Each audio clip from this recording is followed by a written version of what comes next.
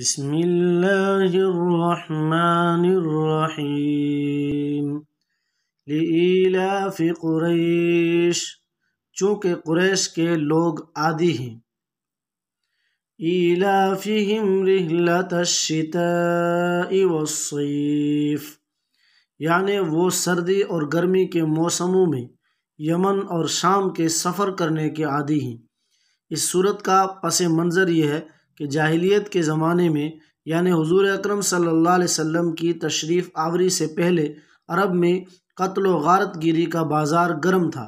کوئی شخص آزاد اور امن کے ساتھ سفر نہیں کر سکتا تھا، کیونکہ راستے میں چور، ڈاکو یا اس کے دشمن قبیلے کے لوگ ایسے مارنے اور لوٹنے کے در پہ رہتے تھے۔ لیکن قریش کا قبیلہ چونکہ بیت اللہ کے پاس رہتا تھا اور اسی قبیلے کے لوگ بیت اللہ کی خدمت کرتے تھے، اس لیے سارے عرب کے لوگ ان کی عزت کرتے تھے، اور جب وہ سفر کرتے تو کوئی انہیں لوٹتا نہیں تھا۔ اس وجہ سے قریش کے لوگوں کا یہ معمول تھا کہ وہ اپنی تجارت کے خاطر سردیوں میں یمن کا سفر کرتے تھے اور گرمیوں میں شام کا سفر کرتے تھے۔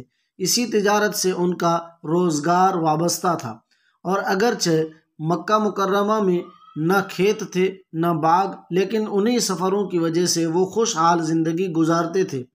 اللہ تعالیٰ اس صورت میں انہیں یاد دلا رہے ہیں کہ ان کو سارے عرب میں جو عزت حاصل ہے اور جس کی وجہ سے وہ سردی اور گرمی میں آزادی سے تجارتی سفر کرتے ہیں، یہ سب کچھ اس بیت اللہ کی برکت ہے، اور اس کے پڑوسی ہونے کی وجہ سے سب ان کا احترام کرتے ہیں۔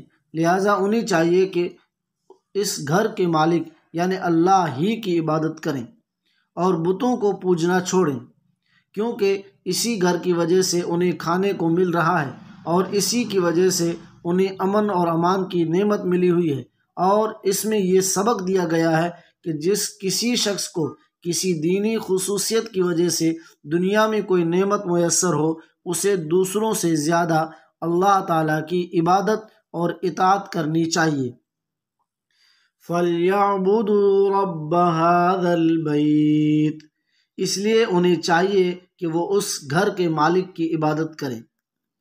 الَّذِي أَطْعَمَهُم مِّن جُوعٍ وَآمَنَهُم مِّن خَوْفٍ، جس نے بھوک کی حالت میں انہیں کھانے کو دیا اور بد امنی سے انہیں محفوظ رکھا۔